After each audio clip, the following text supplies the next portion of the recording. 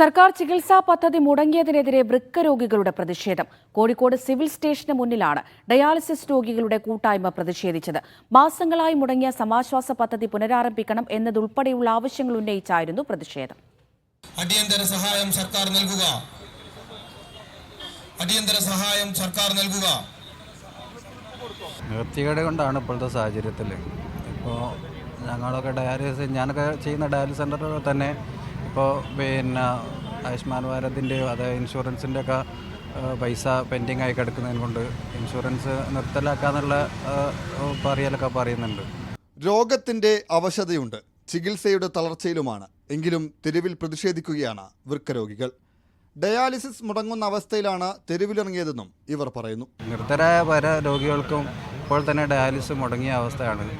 എന്തായാലും ആഴ്ചയിൽ 3 എണ്ണം നിർബന്ധമായിട്ട് ചെയ്യണം, ഇല്ലെങ്കിൽ അതിൻ്റെ പ്രയാസങ്ങൾ ഒരുപാട് ബുദ്ധിമുട്ടാൻ വരും. ഒരു ഡയാലിസിന് 820 രൂപ ഈ സെൻറ്ററിലേക്ക് കൊടുക്കാറുണ്ട്. ആ സെൻറ്ററിൽ അത് കൊടുക്കാത്തതിൻ്റെ പേരിൽ ലക്ഷക്കണക്കിന് അവർക്ക് കൊടുക്കാനില്ലാത്തതിൻ്റെ പേരിൽ അവർ പറയുന്നത് നിങ്ങൾ പൈസ കൊടുത്ത് ചെയ്യണം എന്നുള്ള രീതിയിലാണ് വന്നുകൊണ്ടിരിക്കുന്നത്. അപ്പോൾ അതുപോലെ തന്നെ നമ്മുടെ മരുന്നുകൾ കാരുണ്യകളെ പോയി കഴിഞ്ഞാൽ അവിടെ മരുന്ന് പകുതി പൈസ കിട്ടിയിരുന്നു, അവിടെ മരുന്നുകളില്ല. അപ്പോൾ ഇവിടെയൊക്കെ ചെയ്യുന്ന സമയത്ത് നമ്മൾ ഗവൺമെൻറ്റിൽ നിന്ന് ഇപ്പോൾ ഈ ആനുകൂല്യം നിന്ന് കഴിഞ്ഞാൽ എല്ലാ ആളുകളും വളരെ ബുദ്ധിമുട്ടും. പ്രതിഷേധിക്കാനുള്ള ശാരീരിക അവസ്ഥയിലല്ലെങ്കിലും മറ്റു വഴികളില്ലാത്തതിനാലാണ് തെരുവ് പ്രതിഷേധത്തിനിറങ്ങിയതെന്ന് പ്രതീക്ഷ ഓർഗൻ റെസിപ്പിയൻസ് ഫാമിലി അസോസിയേഷൻ ഭാരവാഹികൾ പറഞ്ഞു.